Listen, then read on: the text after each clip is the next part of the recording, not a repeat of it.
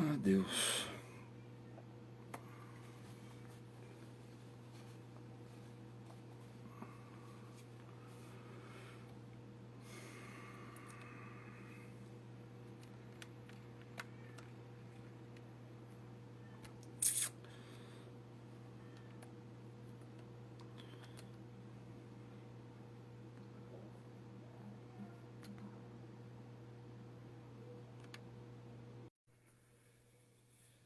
Saudações a todos. Deus abençoe pelo prestígio da vossa companhia. Rafa entrando, meu Deus. Azeus, Amém. Você tá bom? tá me ouvindo bem? Eu tô te ouvindo bem. Você me ouve aí? Como é que tá? Ô, bem, tava dando uma travadinha, mas agora eu tô te ouvindo. Ah, é? Tá travando? E aí? Bora? Tem um segundo áudio aí, né? Tem uma segunda tela aí, né, irmão? Ah, tem três telas aqui, ó. Tem aqui, tem aqui, tem lá. Não. Você tá diferenciado, meu. Microfoninho. Santo Deus. Os irmãos que só me acompanham aqui no meu perfil, esse é o nosso querido irmão Rafa, já é conhecido na área, e ele está retransmitindo para a sala Webex, lá para o Zoom, e tá simultâneo no YouTube, lá no Café com Bíblia, tá ou não? Ah, tá Tá? simultâneo. Tá Tem também simultâneo. o Café com Bíblia, se algum quiser assistir por lá, achar mais conveniente. Só que lá vai aparecer só o Rafa. Lá eu não estou conectado. Mas é uma sorte de vocês aí. É uma cara feia a menos na tela, né, Rafa?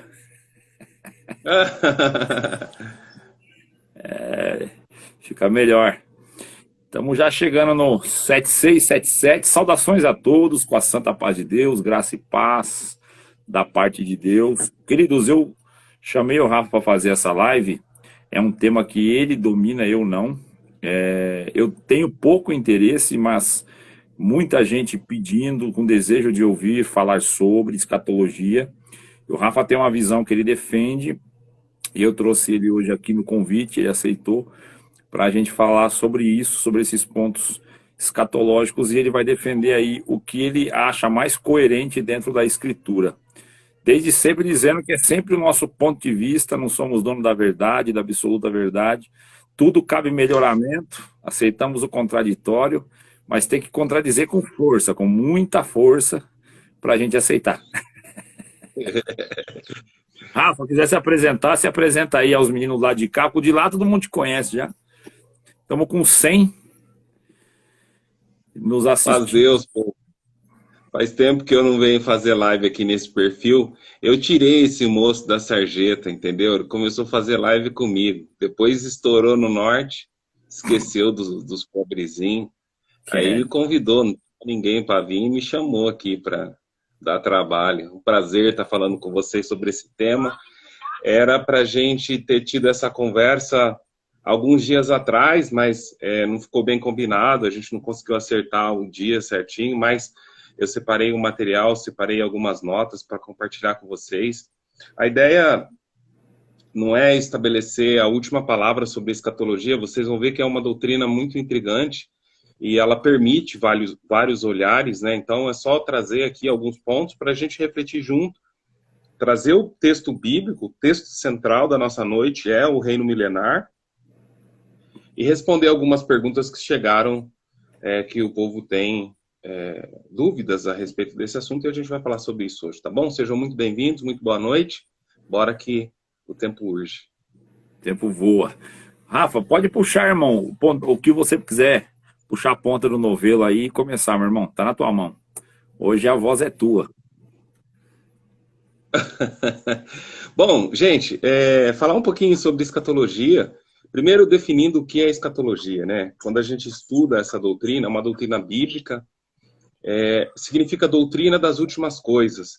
É o fechamento de todo o propósito, de todo o projeto, é o ápice da resolução do conflito humano e é quando a palavra de Deus encontrará o seu fiel cumprimento.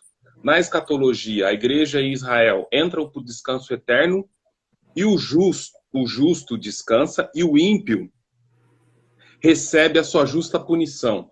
Porque no nosso dia a dia, né, na nossa caminhada espiritual, nós temos essa noção de que o juízo tarda, de que os ímpios gozam de uma felicidade efêmera e os justos padecem, né? Carecendo de grandes tribulações, grandes perdas, sofrimentos de toda sorte. E parece não fazer muito sentido a caminhada do justo, né? Você vê claramente o ímpio prosperando. E aquilo que os nossos olhos veem, nós vivemos numa realidade material, né? Isso apesar de esperar uma glória vindoura, nosso galardão ser futuro, futurístico, nós carregamos essa carga emocional que está vinculada às perdas materiais. Uma perda material afeta muito o emocional do crente. São poucos os abnegados que conseguem ressentir de caminhar uma vida de provações sem em algum momento refletir sobre. São poucos. Alguns conseguem, eu reconheço. Alguns conseguem, mas não são todos. Então, na escatologia, é onde tudo se resolve. Todas as peças do quebra-cabeça, elas se encontram. E eu queria olhar com vocês sobre um período muito importante, que é a grande tribulação, né? Período em que a Terra vai sofrer grandes punições, o universo vai colapsar, grandes eventos estão previstos durante esse período, e há uma eterna discussão aonde a igreja vai estar nesse período. Então eu queria abrir a noite conversando com vocês sobre os olhares possíveis da onde a igreja vai estar durante a grande tribulação. Existem 3 olhares, e é importante que vocês guardem as siglas, né? Para entender, eu vou dar a primeira dica da noite. Para entender escatologia, vocês precisam ficar atentos aos prefixos. Pré, pós, meso. Vocês atentando a essas palavras que antecedem as palavras compostas, vocês vão ter uma boa dica do que estamos falando. Então, por exemplo, pré-tribulacionismo. Pré-tribulacionismo. Pré vem antes, tribulacionismo, período tribulacional, da grande tribulação. Ou seja, a igreja é tirada da terra antes de começar a grande tribulação. Pré-tribulacionismo. Mesotribulacionismo. Meso, de meio. Tribulacionismo, período tribulacional. A igreja é tirada no meio da grande tribulação. Começa a grande tribulação e a igreja é tirada no meio. Pós-tribulacionismo. Pós, alguma coisa que vem depois da grande tribulação. A igreja passa pela grande tribulação. É importante a gente entender isso, porque a Bíblia apoia todas essas vertentes. Aliás, eu devo dizer a vocês que a doutrina da escatologia é similar à doutrina da soterologia com relação a ter mais de uma possibilidade para... É como se eu tivesse um problema da escatologia, o destino. Soluções. Ter mais de uma resposta para a mesma pergunta. Então, não é incomum você ter vários olhares. Eu quero que vocês entendam que, por exemplo, eu sou pré-tribulacionista. Para mim, segundo creio, a igreja não passará pela grande tribulação, porque é um período de punição. É um período que a igreja não está vinculada. Nós aprendemos, por aquilo que eu creio, que a igreja não experimentará a ira do Senhor. Ela entra no gozo do Senhor. Nós já somos julgados pela palavra. Mas isso é os meus 2 minutos do que eu creio. Você pode ter um entendimento diferente e está tudo bem com isso, entendeu? A gente vai ver qual é o posicionamento da instituição sobre esse tema, mas eu queria já trazer para vocês esses 3 pontos. E aí você, com as suas leituras, e eu desafio você a entender cada uma dessas 3 possibilidades que eu trouxe a vocês e se encontrar em cada uma delas. Não existe certo e errado, existe uma identificação. Você vai construir uma personalidade leitora Você vai construir um entendimento bíblico que vai te permitir se posicionar com relação a estas três vertentes, tá bom? Bom, um dos temas importantes que a gente reservou para falar é sobre o milênio bíblico, né? E assim, se a gente parar para pensar, é um período simbólico, né? Na Bíblia, é o maior período terreno listado, né? A expressão da superlatividade do tempo. 1000 anos você vai ter seres humanos convivendo, segundo aquilo que nós iremos ver, com corpos glorificados. Nós vamos ver que, por exemplo, um pouquinho mais adiante nessa mesma live, que Davi é o príncipe regente do reino milenar. Mas da onde vem essa ideia? O milênio, o reino milenar. Existem alguns textos que apontavam para o Messias que não alcançaram cumprimento na primeira passagem de Cristo na Terra. Promessas que estavam vinculadas ao Messias que não se cumpriram e precisam de um cumprimento, segundo eu creio. Alguns acham que não precisam. É alguma coisa que nós vamos discutir. Eu e o Edu vamos entender junto com vocês se precisa ou não precisa. Abram, por favor, o texto de Apocalipse no capítulo 20, para a gente entender as origens do milênio. Apocalipse 20. Apocalipse 20.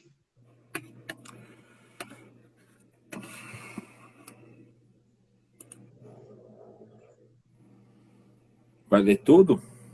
Ou tem algum lugar? Não, só a parte do milênio, até o versículo 6. E vi descer do céu um anjo que tinha a chave do abismo e uma grande cadeia na sua mão. Ele prendeu o dragão, a antiga serpente, que é o diabo e Satanás, e amarrou por 1000 anos. Então vamos entender esse texto. Desce um anjo do céu, João está tendo essa revelação na glória, desce um anjo do céu e prende Satanás por 1000 anos, exatamente a duração do reino milenar. Então a primeira informação que nós temos é que Satanás estará preso durante o reino milenar do Messias. Está no texto, sem dúvida. E lançou-o no abismo e ali o encerrou, e pôs selo sobre ele, para que não mais engane as nações, até que os 1000 anos se acabem. Depois, importa que seja solto por um pouco de tempo. Então, além de prender, selou a voz. Lembre-se sempre que nós estamos falando do mundo espiritual. Existem cadeias que prendem espíritos? Que tipo de cadeia prenderia um demônio? Por exemplo, para a gente pensar, tá?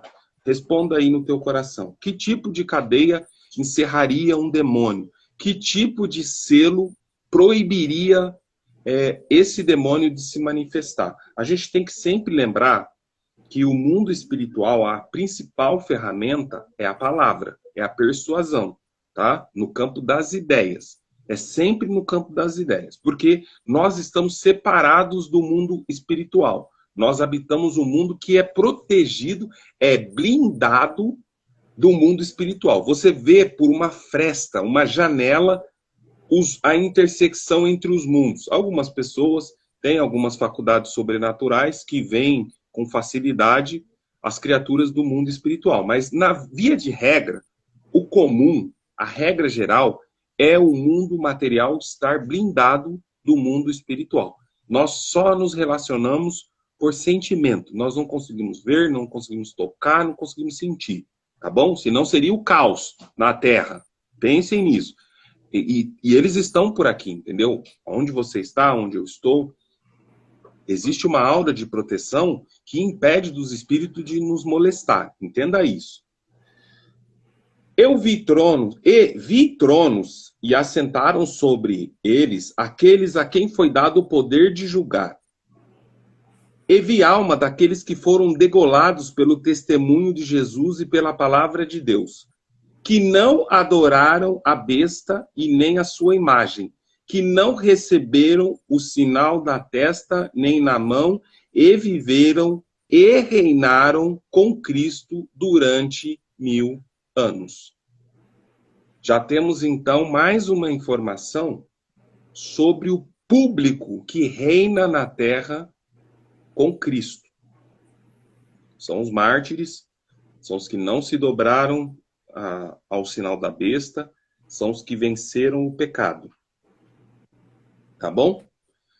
Mas os outros mortos não reviveram até que os 1000 anos se acabassem. Esta é a primeira ressurreição. Então nós já entendemos que esse texto está conversando com o texto de 1 Tessalonicenses 3, que diz que nós, os que ficamos vivos, e o segundo texto, 2 Tessalonicenses capítulo 2, que fala da reunião dos crentes com Cristo, que fomos arrebatados. Então os ímpios não ressuscitam primeiro, eles ficam mortos. Só os justos ressuscitam e experimentam o reino milenar. Os ímpios só ressuscitam no juízo final, segundo esse entendimento aqui. Nós vamos ver que tem outras possibilidades, tá certo? Aí ele fala sobre a segunda morte, mas serão sacerdotes de Deus e de Cristo e reinarão com ele 1000 anos. Isso é toda a literatura que nós temos a respeito do milênio. E eu devo dizer a vocês que a teologia esmiuçou a escatologia para chegar no patamar que está hoje, para ficar fácil, entre aspas, da gente entender as linhas que existem dentro dos textos escatológicos. A escatologia não começa no Apocalipse, não começa. A escatologia começa no Velho Testamento, começa em 9 de Daniel, 9, 10 e 12 de Daniel. Depois ela salta para Mateus 24, e aí sim Apocalipse do 8 em diante. Esse é todo o acervo bibliográfico da escatologia. Se você quiser entender, você tem que ler esses textos que eu citei e mais alguns que a gente vai ver. Segundo ponto, sobre o milênio, especificamente, nós temos algumas vertentes. A primeira delas que eu gostaria de trazer a vocês é o amilenismo. Nós vemos aqui o milênio, né? E aí tem o pré-milenismo, amilenismo e pós-milenismo. O amilenismo, ele defende a inexistência de um milênio físico. A volta de Cristo ocorre no final de todas as coisas. E a ressurreição, então, é generalizada. Tanto ímpios como justos levantam-se à volta de Cristo. Ele não separa a ressurreição. Lembra que o texto de Apocalipse 20, que acabamos de ler, faz uma separação entre os que levantaram primeiro na primeira ressurreição e os outros que não levantaram. Nós vemos isso muito claramente. E os amilenistas, eles entendem que não. Que essa separação textual não é uma separação física. Eles esperam o Messias uma única vez. Tá? Entenderam? Solta os corações aí pra gente entender. Manda os coraçãozinhos aí, pô, para o Rafa entender que vocês estão na comunhão do assunto. Vocês estão comigo ou não? Já boiaram? Vocês estão vivos? Tem quase 200 com nós aqui, pô. Não tá ruim, não. Tá bom, tá. Glória a Deus. Vamos lá, os coraçãozinhos. Então tá bom, vamos fazer uma síntese. Vamos fazer uma síntese. Ó, os coraçãozinhos, o povo tá entendendo. É um assunto difícil, gente. É difícil falar sobre isso de uma forma que seja fácil de entender, mas eu vou fazer o meu melhor. Então, vamos falar um pouquinho da síntese do amilenista, que eles não acreditam no milênio literal. E principalmente com relação à volta, né? O principal, a gente tem que olhar onde está a volta de Cristo, antes ou depois, ou vem no final. Então, os amilenistas acreditam na autoridade da Bíblia, não tem nenhum problema com relação à inerrância bíblica, eles são muito convictos que a Bíblia tem autoridade para definir as questões. Eles defendem que não haverá um reino milenar. Todas as promessas que ficaram para trás, eu vou dizer a vocês quais são essas promessas. É chamado a Era de Ouro. Eu vou listar os textos que ficaram para trás. Eles dizem o seguinte: as promessas que ficaram para trás eram promessas condicionais. As condições não foram atendidas, então não tem promessa. Tá tudo certo. E a volta de Cristo ocorre no final das coisas, tá bom? A visão pré-milenista. Eu sou pré-milenista, então eu já falei para vocês, eu dei 2 informações escatológicas ao meu respeito. Eu sou pré-tribulacionista e sou pré-milenista, tá? Entendam. Eu quero que vocês se encontrem no texto, nas pesquisas, na leitura de vocês e se posicionem com relação à escatologia. A ideia aqui não é convencer vocês de que a minha visão está correta. Não, não tem pretensão, tanto que eu estou falando de tudo na escatologia, não só daquilo que eu acredito. O pré-milenismo defende que a volta de Cristo ocorrerá antes do milênio e resultará num estabelecimento de um reinado, tal como está no texto que lemos. E tem o pré-milenismo dispensacionalista e o pré-milenismo histórico. A diferença entre eles é que o dispensacionalista separa as ressurreições. Então vai ter a ressurreição da igreja, depois passa um período de tempo, ocorre a ressurreição dos santos do Antigo Testamento e, por fim, dos ímpios, tá bom? E interessante, eu quero ler para vocês o posicionamento da igreja. Vocês não devem ter aí na mão, mas eu tenho aqui o Inário. Fale. Tem uma mãozinha, depois você vê a hora que você quiser encaixar, quando você falou porque todos que estão assistindo, eles vão se identificando com aquilo que você defende, com aquilo que você acredita, né? Pela referência que tem contigo. Então, um irmão perguntou, me foge o nome, mas a pergunta eu lembro, é sobre a igreja, sobre aquele povo da grande tribulação, né? Com palmas nas mãos, e ele quer saber se é a nossa igreja segundo a tua visão ou não. Você já disse que não, mas se você quiser explicar o texto para ele ou encaixar na sequência, fica à vontade. Eu vou falar sobre isso. Vamos falar agora. Quem é o povo que vem da grande tribulação? Eu não tenho uma resposta definitiva. Eu tenho o que eu acredito e eu quero municiar você da base para você formar o seu conceito. Primeiro, eu acredito que seja os judeus que são oriundos da grande tribulação, porque eu creio que a igreja será tirada antes da grande tribulação. Entendeu? Então não faz sentido eu dizer que é a igreja, somos nós, é a nossa instituição, se eu acredito, e eu falei para vocês, que a igreja será tirada antes da grande tribulação, porque a igreja não experimenta o período de ira. Eu separo bem o que é igreja e o que é Israel, tá? Existem linhas, vertentes que não separam, é uma coisa só. Aí tem partes da igreja que foi tirada, partes da igreja que ficou na grande tribulação, e até se você for pós-milenista, que eu vou falar daqui a pouquinho, depois desse que eu estou falando, você vai acreditar que o povo que veio da grande tribulação é a igreja, tá bom? Então, calma que eu vou te dar subsídio para você formar sua própria opinião. Eu só queria ler com vocês, eu estou com o Inário 5, um ponto curioso da nossa doutrina que entrega qual é o nosso posicionamento com relação à escatologia. Olha só que interessante o ponto de número 11. Nós cremos que o mesmo Senhor, antes do milênio, portanto, pré-milenista, descerá do céu com alarido, com voz de arcanjo e com trombeta de Deus, e os que morreram com Cristo ressuscitarão primeiro, ou seja, pré-milenista, dispensacionalista. E depois nós, o que ficarmos vivos, seremos arrebatados juntamente com ele nas nuvens, a se encontrar o Senhor Jesus nos ares, e assim estaremos para sempre com o nosso Senhor. Base textual para esse ponto de doutrina, 1 Tessalonicenses 4, 16, 17, Apocalipse 26, que a gente leu. Então, o posicionamento da igreja é pré-milenista, dispensacionalista. Não é histórico. Então, fica claro para vocês se posicionarem no que é difícil isso acontecer, porque a instituição não se define com relação a todas as outras doutrinas. Isso fica meio no limbo dando a liberdade do pregador exortar a igreja segundo aquilo que ele acredita e Deus iluminou ele. Esse é uma das poucas doutrinas que a igreja define uma escolha. Nós somos pré-milenistas, dispensacionalistas. Nós acreditamos que haverá ressurreições diferentes do justo e do ímpio. Tá bom? Bom, então vamos fazer uma síntese do pré-milenismo. De novo, acreditam na Bíblia, na autoridade bíblica, na inerrância bíblica, fortemente, muito forte, sola scripta total, vale o que está escrito.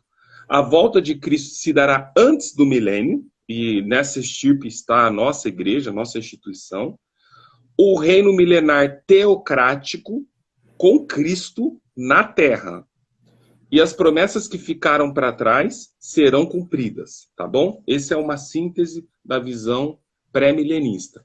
Eu queria falar quais foram as promessas que ficaram para trás. Eu listei aqui a Era de Ouro. É chamado a Era de Ouro, tá? É um grupo de promessas que não se cumpriram, que terão cumprimento durante o reino milenar. Salmos 2:8, Salmos 22:27, Isaías 2:2-4, Isaías 11:6-9, Jeremias 31:34, Daniel 2:35 e Miqueias 4:1-4. Esses textos, depois vocês pausem aí, anotem, são a Era de Ouro, as promessas messiânicas que não alcançaram cumprimento. Eu não incluí aqui Daniel 9, que tem promessas messiânicas, porque eu entendo que ela está relacionada ao tempo do fim, tá bom? Então, vamos fazer um quadro das vertentes com relação ao milênio, que é o grande objetivo da noite. A gente está aqui para falar sobre isso. Depois a gente pode até responder algumas perguntas. Amilenismo, ressurreição dos crentes e incrédulos na segunda vinda. Cristo não volta para o milênio, eles não acreditam no milênio literal. Ponto. O nome já diz. A, que é de negação, prefixo de negação. E eu falei para vocês ficarem atentos aos prefixos, né? Então, Cristo volta no final de tudo sem milênio. O milênio é espiritual. Pós-milenismo, a ressurreição dos incrédulos e dos crentes na segunda vinda. Pós-milênio. Cristo volta depois do milênio, e esse milênio, quando a gente fala milênio no pós-milenismo, não imagine um milênio com 1000 anos exatos, né? Isso é uma coisa que vocês precisam entender. Para o pós-milenista, o milênio pode durar 2000 anos. É um período que não tem definido. Ele é um período, entendeu? É um título, é uma máxima. Porque é tanto tempo, é uma eternidade. Concorda comigo? 1000 anos é uma eternidade. Um ser humano vive 80 anos, para você ter uma ideia. É um superlativo, é uma amostra grátis da eternidade, visto que Satanás estará preso. Entendeu? Pensa no que é isso. O reino é absoluto. Jesus irá reger a terra com vara de ferro, sem oponentes. Entendeu? É que, na verdade, a sentença de Satanás começa a ser cumprida quando o reino milenar começa. Aí eu falei do pré-milenismo histórico. A ressurreição dos crentes ocorre no início do milênio. E a ressurreição dos incrédulos, dos ímpios, ocorre no final do milênio. E falei do pré-milenismo dispensacional, que é o que eu falei para vocês, que a diferença entre o pré-milenismo dispensacional e o pré-milenismo histórico é que o pré-milenismo dispensacional separa a ressurreição da igreja dos santos do Antigo Testamento. Essa é a grande diferença. Agora, uma coisa que eu quero, aí depois a gente vai para um bate-papo, essa parte teórica realmente que é mais chatinha, eu prometo, está acabando, nós estamos com meia hora, já está bom, eu separei um tempo aqui para a gente bater um papo. Eu queria falar com vocês sobre o cumprimento da escatologia, porque isso também é uma coisa que é diferente, né? Nós temos o olhar preterismo, futurismo, idealismo e historicismo. O que é isso, Rafa? Que sopa de letrinha. Guarda os nomes. Preterismo, pretérito, passado. Segundo essa lógica, o Apocalipse já cumpriu. 70 depois de Cristo, Cristo já voltou. As profecias do Apocalipse estão relacionadas ao Império Romano e as perseguições que a igreja enfrentou no primeiro século. Já está tudo resolvido. Tá? Futurismo, futuro. Entende que o Apocalipse é um livro essencialmente escatológico. E ele aponta para o futuro, que é a nossa realidade. Nós estamos esperando o Apocalipse se cumprir. Né? Para a grande maioria das pessoas que me ouvem, provavelmente encaram com certa naturalidade que o Apocalipse ainda vai acontecer. Sim. Não aconteceu. Sou estranho dizer que o Apocalipse já aconteceu. Nós estamos esperando o quê? Se Cristo já voltou, nós ficamos para trás. Estamos ruim. Estamos no óleo. Essa daí é a famosa escatologia consumada, né? Que tanto falam, né? Exatamente. Não faz sentido. Bom, e tem o idealismo. O idealismo, diferente das outras vertentes, né, do futurismo, do preterismo, eles apresentam o Apocalipse simplesmente como uma dualidade entre a força do bem e a força do mal. Uma luta em que o bem vence o mal no final. Sem um vínculo histórico, sem identificar, caracterizar a linha temporal. É uma luta que começou lá no Jardim do Éden e vai terminar com a volta de Cristo, em que o mal se opôs ao bem e foi vencido. E por fim, não menos importante, o historicismo. O historicismo, eles entendem também que a profecia se cumpriu no passado. Algumas se cumprem no presente e outras se cumprem no futuro. Essa visão faz um pouco de sentido.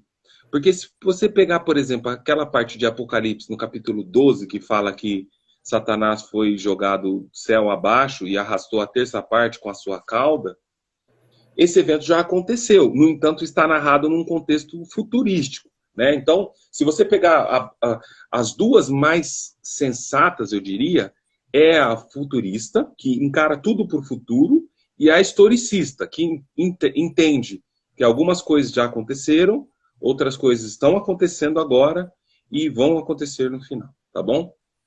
Bom, gente, esse era o resumo histórico que eu queria trazer para vocês, é a síntese do assunto. Agora nós vamos num bate-papo legal, tem algumas perguntas da internet. Fiquem à vontade, deixe na caixinha de perguntas e deixe aqui no chat para mim que eu vou respondendo, o Edu também, enfim. Edu, é com você. Fale sobre tudo que você ouviu, se faz sentido, qual que é o seu entendimento? Não, Rafa, eu só estou admirando você falar. Na verdade, eu sempre fui enfático com todo mundo. É um assunto que eu não tenho muito interesse, e não é por desprezar o assunto ou achar o assunto não relevante, não é esse o ponto. Você me conhece, sabe qual que é o meu foco, aonde que eu estou focado. Então, para mim, se eu tiver com Cristo, veja bem, esse é o meu ponto que soluciona para mim, entendeu? Se eu tiver no símbolo e as coisas estiver correndo bem entre eu e o mestre, indiferente de qual dessas escatologias vierem a acontecer, eu vou estar no conforto da minha paz, você concorda? Vou estar no Pai, Concordo. no Senhor. Então, assim, mas eu vejo que é algo que incomoda bastante gente. São vários pontos, né? São vários temas. Um eu tratei com um menino lá que é teólogo também, sobre quem é a esposa de Caim, qual era o outro povo que foi criado, tal. Resolvemos esse problema. Outro que todo mundo pergunta e quer saber é se os anjos realmente tiveram relacionamento físico com as filhas dos homens e geraram os gigantes. E, por fim, a escatologia, a questão não só do milênio, mas da tribulação e da ressurreição, né? O arrebatamento, né? Você já definiu o arrebatamento antes da grande tribulação, essa é a tua visão. Seria muito mais confortável, eu gostaria de acreditar na sua. Se fosse me escolher uma, escolheria essa daí para evitar a fadiga, né? Seria muito melhor. Quero estar com o seria muito melhor. Mas fica à vontade, a live é para você, meu irmão. Estamos com 206 pessoas aí, ó, que estão querendo ouvir você falar Você quer definir, ou você escolhe, você quer responder algumas perguntas, ou quer informar o porquê que você acredita no que acredita, quais as bases que te fazem chegar nessa conclusão e eliminar as outras. Aí é contigo, irmão. O que você achar mais viável para tocar aí? Eu vou dizer, tem algumas perguntas aqui de alguns amigos que estão acompanhando aqui pelo Webex, sempre prestigiam a gente, tal. São perguntas bem legais. Eu acho que vai agregar bastante na nossa noite. E é o que eu sempre falo. Você pode dormir tranquilo se você não entendeu nada do que eu falei. Pode ficar absolutamente despreocupado que você não vai perder nada, assim, de relevante para sua vida. Eu devo te falar isso, tá? Isso até depõe contra o que eu estou fazendo, contra o esforço que eu estou fazendo para que você entenda. Mas a sua jornada vai ser muito mais fascinante se você entender que existe um propósito. Sim. Existe um emaranhado de coisas e que só mostra que Deus é complexo. Ele consegue estabelecer múltiplas verdades dentro de uma única verdade. Né? Se você perguntar qual é a sua perspectiva do caminho até a salvação, eu vou te dizer, olha, nós vamos passar por todas as doutrinas, nós vamos experimentar o caminho multifacetadamente. E a minha experiência vai ser muito diferente da experiência do meu próximo. Então, com relação à grande tribulação, eu entendo que a igreja, ela não passa pela grande tribulação, porque o texto que diz que ela se reúne com Cristo nos ares antecede o juízo. Só que isso eu só consigo concluir porque eu separo Israel da igreja. Se você não faz essa separação, é como se você tivesse um corpo e parte desse corpo experimentasse o mal. Mesmo eu crendo que a igreja não passa pela grande tribulação, eu compartilho com o olhar de um grande amigo nosso, que é o Anderson Passos, que defende que haverá remanescentes para explicar o caminho para os judeus, da igreja. E esse povo passará pela grande tribulação. E é da igreja. Entendeu? Com relação à volta do milênio, eu fico muito feliz de estar numa instituição que eu acredito no credo dela. Que é uma construção secular já, né? De século, já passou de século. Que ela acredita no pré-milenismo baseado justamente na interpretação literal de Apocalipse no capítulo 20. E eu tenho para mim, assim, mas é só um olhar, olhando tudo que eu falei, aonde eu vejo o encaixe, tá? Eu vejo o encaixe perfeito na minha visão. Só que é a minha visão. Tem gente que, por exemplo, não entende, eu tenho grandes amigos biblistas que não entende que a igreja não tem como passar pela grande tribulação. Para eles, a igreja vai passar pela grande tribulação, vai sofrer tudo de novo, porque a igreja já vem num contexto de privação. Ela entra antes e inaugura o reino eternal antes, no arrebatamento. E eu creio no arrebatamento. Ele é bíblico.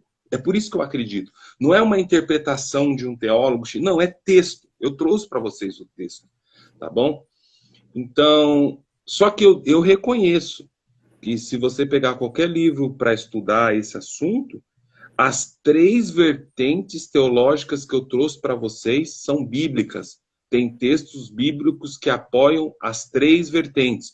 O amilenismo, o pré-milenismo, o pós-milenismo, o pré-tribulacional, o mesotribulacional e pós-tribulacional. Os textos são fartos. Desses textos que eu falei, pega Apocalipse inteiro, 24, o princípio de dores, Daniel 9, 10 e 12, você vai entender o que eu estou falando, tá bom? Bom, agora vamos para as perguntas, senão não vai dar tempo, já é 27. Chegaram algumas perguntas boas aqui, vocês vão gostar. Se vocês tiverem perguntas, se eu não souber, meus amigos sabem, que eu conheço umas pessoas que conhecem muito de Bíblia, e eu marco outra live e trago a resposta para vocês. Sem resposta, vocês não vão ficar. Se a terra está guardada para o fogo do último dia, onde ficará Jerusalém, já que ela desce do céu? Pergunta boa. Né? Ele está falando do texto de 2 São Pedro 3,7, que diz que esta terra e esse céu estão reservados para a destruição do fogo e para o juízo. Gente, se vai destruir tudo, onde é Jerusalém? Vai estar. Primeiro, não é na terra. Não é na terra. Tem uma unidade denominacional que defende que a Nova Jerusalém é aqui na terra. Gente, não é na terra. E eu provo dentro da Bíblia. Vamos comigo lá no texto de Apocalipse. Aonde João estava quando ele vê a Jerusalém descendo no céu? Aonde ele estava? Ele estava na terra ou estava no céu?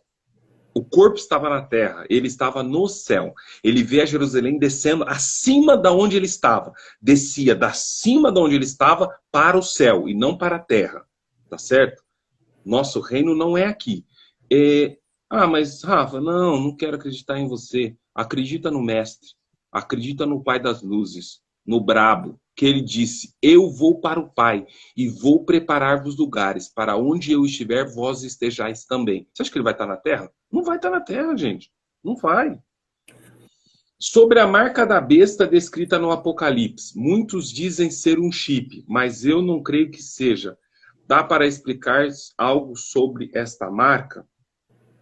Ele está dizendo do texto de 3 de Apocalipse, que fala da marca na mão direita e na testa.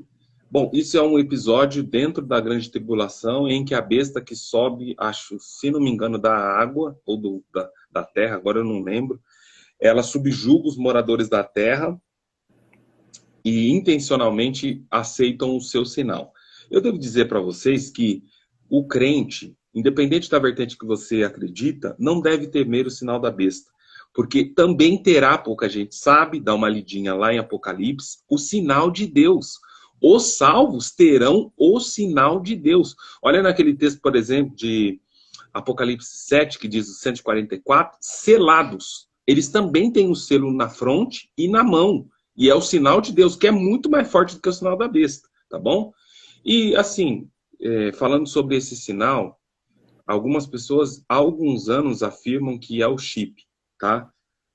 Toda vez que sai uma inovação tecnológica, nanotecnológica, as pessoas, os grupos de irmãos, grupos de igreja, canais evangélicos soltam que é a nova besta, é o sinal da besta. Assim, já foi o cartão de crédito, já foi o chip, aquele chip do RG, a tentativa do projeto de identificação, enfim. Gente, primeira coisa que vocês têm que entender, o sinal da besta será obrigatório para todos. Tá? Não é facultativo. Você não escolhe colocar o sinal. Leia o texto. E é para todos. Se um ficar sem, não é a besta. E mais importante, quando o sinal da besta chegar, tem que existir a besta. Se tem só o sinal, não faz sentido, né, gente? É só ligar os pontos. Qual a diferença entre pré-milenista, pós-milenista e amilenista? Eu expliquei longamente, demoradamente. A diferença é sobre o milênio, né? Sobre a volta de Cristo e a duração literal do milênio. Qual é a hermenêutica mais fidedigna diante da Escritura? Gente, não existe isso. As três são bíblicas, tá bom? Não posso afirmar que a que eu acredito é a mais bíblica. Não vou cair nessa pegadinha. É verdade que no milênio Jesus fixará o seu trono em Jerusalém e o reino de Davi será... E o rei Davi será o príncipe regente sobre toda a terra? Sim, é verdade. Davi será o regente do reino milenar. Está em Oséias 3:5, Ezequiel 37:24, Ezequiel 34:23, Isaías 5:5-3-4, Jeremias 30:9 e Jeremias 33:15, tá? Davi é o príncipe regente, por uma promessa que o próprio Deus fez para ele quando ele estava vivo. Ele é a pessoa que vai ajudar Cristo aí, como se Cristo precisasse de ajuda, né? Mas tudo bem, é um combinado deles, eu vou entrar nessa aí. Cristo falou, eu sou da raiz de Judá, eu tenho a chave de Davi.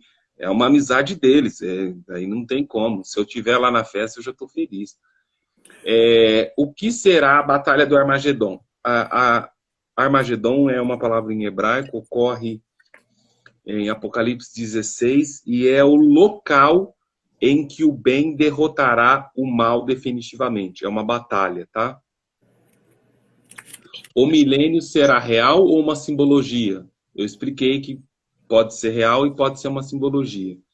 O que significa as 72 semanas de Daniel? Período escatológico, texto base de escatologia, que significa o início do fim, tá? Daniel antecipa a visão apocalíptica no Velho Testamento. O livro de Daniel é considerado o livro de Apocalipse do Velho Testamento, tá bom, gente? Rafa, tem uma pergunta pro lado de cá. Tem uma perguntinha pro lado de cá. Você quer responder? Você acredita que aqueles que aguardam a vinda do Senhor, a ressurreição, estão dormindo? Tem quem defende que não, tem quem defende que sim.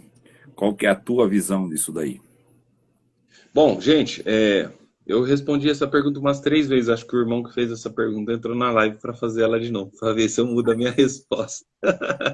Não, eles não estão dormindo. Gente, a gente tem que lembrar que no mundo espiritual não há fisiologia, não há dor, não há enfado, não há cansaço, não há sono, nem nada disso, tá? Eles estão repousando, e repousando no sentido de estar livre de fadigas, literalmente, tá bom? Você pode ter um flash desse assunto no episódio do Rico e do Lázaro, que os personagens dessa passagem estão todos acordados, não tem ninguém dormindo. E eu reconheço que em alguns momentos as escrituras se referem aos mortos como que dorme, o mundo do silêncio, referenciado na Bíblia, como algumas oportunidades, sono do justo, até na igreja a gente fala, né? Deus recolheu, ele foi dormir o sono do justo. Não, no paraíso não há fisiologia, né? O sono existe para repor as energias que você perdeu durante o dia. No mundo espiritual não há esforço físico, tá bom, gente? É a mesma pergunta. Tô falando que ele perguntou em vários canais, ó. Fala sobre os que estão repousando. A igreja que morreram ou dorme o sono do justo. É a mesma pergunta. Ele tá na live. Paz Deus, amém. Assisto todas as suas lives. A live do Edu, né? Eu não faço muita live. Até cozinhando, mano. Pelo conhecimento, você consegue fazer uma previsão sobre o fim? Se nessa geração ou se vai outro milênio, uma expectativa? Ixi. Rapaz. Mas, Rafa, eu vou só deixar você um pouco mais tranquilo. Do lado de cá não foi meu irmão que perguntou, não. Foi uma irmã, a irmã Vivian. Também queria. Que bem. Ela queria saber se ela ia ficar dormindo muito tempo. Eu acho que ela estava preocupada. Vai ficar muito tempo dormindo, cansa, né? Cansa. Então ela quer. Senhor. Até porque tem mais um ponto a considerar. Tem mais um ponto a considerar, além da fisiologia do sono só existir para a recuperação do próprio organismo, né? Tem a questão do tempo, né, Rafa? Tempo não faz sentido na eternidade, né? O tempo para, né? O tempo é tirado. É tirado do tempo. É mais um ponto para quem quiser pensar sobre essa pós-vida, né? Após essa vida, o encerramento dessa vida física, é que lá também tempo não faz sentido, já que você está no eterno não faz sentido o tempo correr. É mais um negócio para embaraçar a mente aí. Você sabe que eu estava conversando com o Anderson no nosso último encontro. Deus está fora do tempo. Sim. Então, a cada vez que ele entra no tempo, pode ser ontem, pode ser hoje, pode ser amanhã. Para ele, tanto faz. É por isso que ele tem o domínio completo da situação. Porque cada vez que ele entra na dimensão do tempo, ele não se preocupa se é hoje, se é amanhã ou se é ontem, entendeu? Aquela máxima, né? O 1000 anos é como um dia e um dia é como 1000 anos. Para Deus, ele está explicando o que não faz sentido para ele o tempo. Faz sentido para mim, para você, para nós, que somos finitos, que tem começo, meio e fim. Então, o tempo, ele rege a nossa vida. Mas para Deus, um ano 1000 anos é um dia e um dia é 1000 anos, porque não faz sentido para ele que é o eterno. Ele é o próprio dia em si mesmo. Ele é um dia eterno, né? Ele está eternizado, não tem como. Ele vem de eternidade e vai para a eternidade. O ser é um ser atemporal, não dá. Mas aí que tá, vai bugar as cabeças? Vai bugar, porque isso aqui foi criado para pensar como finito, porque somos finitos. Então toda a referência de existência que nós temos é finito, começo, meio e fim. Agora você vai falar de Deus, daí ele já foge do conceito racional, começa a ficar difícil de entender. Sim. Mas manda lá, você vai querer responder essa pergunta que o brother mandou aí? Vai tentar encaixar uma? Na verdade, assim, gente, eu acho que a gente não alcança a vinda. Sinceramente, não acho que vai ser nessa geração, mas não defino um tempo. Não sei, não faço ideia. Essa questão eu acho que ele está querendo perguntar, eu acho que é a questão da contagem, né, dos anos, né? Se nós já chegando no 7º dia ou não, né? Isso que eles querem perguntar, na verdade. Mas é uma base. Eu nem vou defender isso aqui, eu só falo isso em roda de amigos, para não dar polêmica, entendeu? Porque é muito difícil de explicar. Não vou Sim. conseguir explicar em um minuto. É complexo demais, né? E mesmo, e É, mesmo, e mesmo você ainda trazendo todas as informações, você não consegue cravar numa resposta assertiva, né? Não dá, não dá. exato. Sempre fica vago. Bom, Tem mais tem perguntas? mais duas. Segundo a Escritura, o povo a ser arrebatado irá com o Senhor no pré, no pós-tribulacionismo. Qual capítulo ou versículo fundamenta a vossa opinião? Gente, eu dei a literatura completa para vocês tirarem a base. É Apocalipse inteiro, Mateus 24, principalmente as palavras quando Jesus fala do princípio de dores, e Daniel no capítulo 9 em diante, tá bom? Alguns estudiosos do assunto, pastores, teólogos, afirmam que o anticristo já existe e que ele não se manifestou ainda porque a igreja de Cristo não foi arrebatada. Qual a vossa opinião a respeito? Sim, ele fala sobre o que detém o anticristo, né? É um texto bíblico, o Espírito Santo é quem detém o anticristo, e eu acredito que justamente é a presença da igreja que impede ele de se manifestar. Tem mais pergunta aqui? Eu passo alguma para você? Pode, falta 4 minutos. Tem mais duas aqui, mas deixa quieto. Não, Pode ir daí. não, com relação aos minutos, não cai exatamente com uma hora. Se passar 5, 10 minutos, não derruba. Dá para Então tá segurar bom, um. manda aí.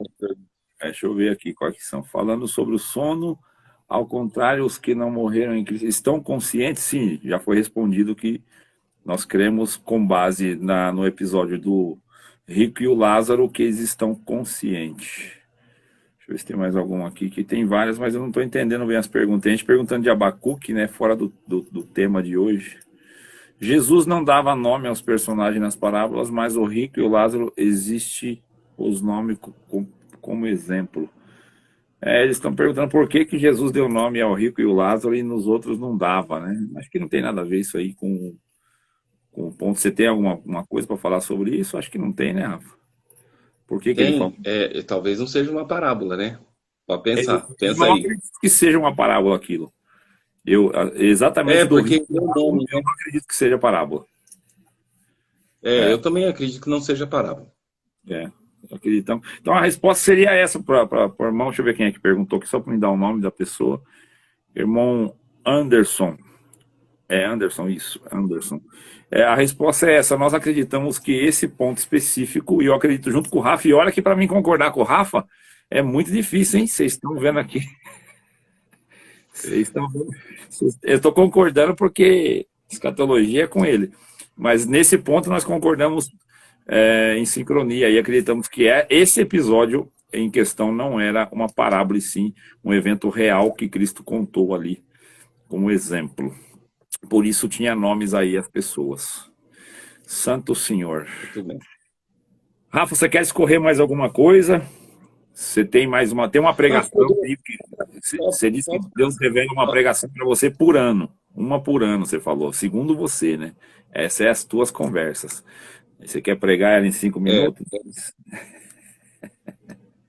Todos os dias, o tempo sauda a gratitude do próprio Deus e olha para baixa terra perguntando: hoje eu corro, ando ou paro? Para uns a ordem é clara, antes que o sol inaugure o seu curso, antes que a sua trajetória matinal comece, a resposta de Deus para o tempo é: na vida deste, corra, na vida daquele, ande, e na vida daquele outro, pare. E o tempo silenciosamente obedece, correndo, andando e parando. Quem crê dá glória. Meu Deus! Você tava com essa no pente aí, irmão. Essa bala já tava na agulha. Tô aguardando aqui a oportunidade, né? O pastor deu oportunidade pra gente, né? Servir a Deus com alegria. Dá uma rajadinha, não é isso. Tem uma perguntinha aqui, não sei se cabe, olha. Queria saber quem seria o povo que fala em Apocalipse sobre ser fiel até a morte. Quase bastante. Gente, a gente tem que entender o seguinte. João está falando no final da vida, né? Apocalipse é escrito no final da vida de João, ele sofre a pena de degredo na ilha de Patmos, e o que ele tem de contexto, ele foi fiel. Até o final ele foi fiel. Tentaram martirizar ele e ele não sucumbiu, ele não cedeu, ele não negou. E ele tem essa imagem dos que são fiéis até a própria morte. E vocês têm que concordar comigo, você vai falar assim, Rafa, mas se a igreja não passa pela grande tribulação, quem é o povo que diz que esse é o povo que vem da grande tribulação?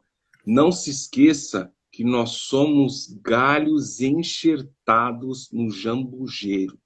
Nós não somos os destinatários originais da promessa. Israel é o povo amado de Deus, povo para o qual ele sempre teve um plano, e ele vai salvar aquela nação. Aquele povo é especial. Nós, é como na parábola de Cristo, que os arautos foram distribuir os convites para a festa, e os primeiros convidados recusaram a ir na festa.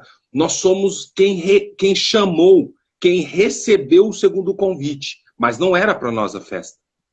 Entendeu? Então existe um povo que está guardando a lei, existe um povo que adora a Deus e que está nos primeiros rudimentos, que será chamado para o plano salvífico. E eles vão passar pela grande tribulação. Eles vão sofrer as penas da grande tribulação e vão vencer. Lembre-se sempre disso. Nós somos convidados para a festa. Somos enxertados.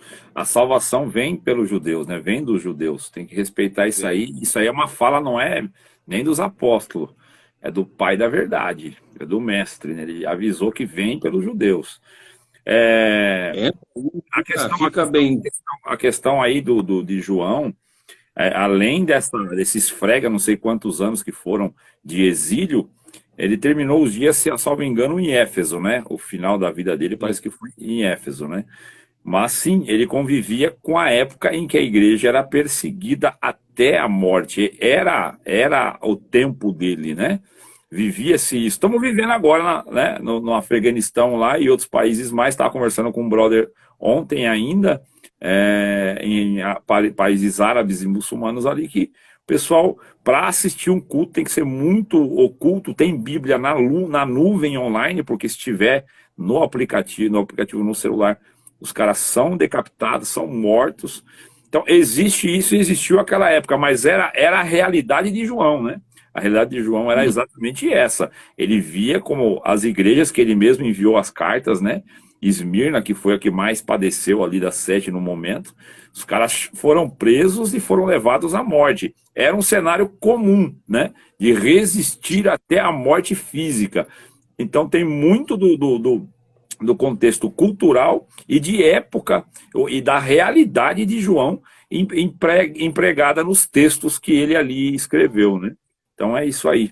Mano, eu acho que a gente chegou 22h46. Você quer trazer mais alguma coisinha? Dá uns minutinhos. Não, era isso que eu trouxe para vocês essa noite. Louvado seja Deus. Rafa, Deus abençoe, irmão, de aceitar o convite, participar. Vou pedir perdão ao vivo, porque eu não atentei pela data com o Rafa e deixei o Rafa na mão com todo esse material que ele estava aí em cima da mesa 2 vezes. Aí ele falou para mim que eu já gastei, estava com 75 só para queimar. Mas esqueceu que era diariamente, né, irmão? É 77 por dia.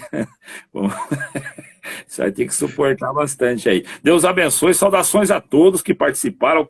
Eu acredito que ficou muito bem explicado o que o Rafa trouxe. Ele não defendeu exatamente o que ele acredita, ele sabe o que ele acredita, ele apontou o que ele acredita, mas ele mostrou todas as vertentes possíveis, porque a escatologia é um tema aberto, cada um pode se identificar com um tema, mas, em suma, se todos nós estivermos no Senhor, a qual delas acontecer, qual delas nós viveremos para ver o fim.